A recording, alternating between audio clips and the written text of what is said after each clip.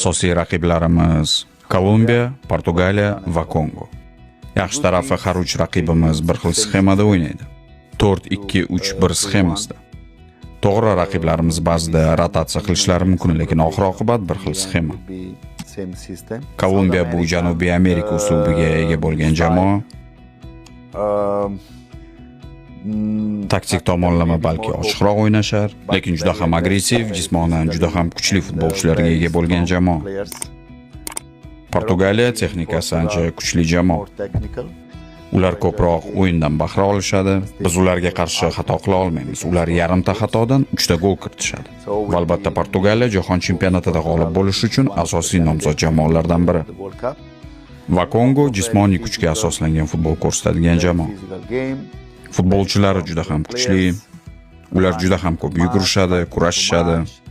Raqiblarimizning uslublari har xil bo'lsa-da, lekin bir xil qiyinchilik tug'dira olishadi.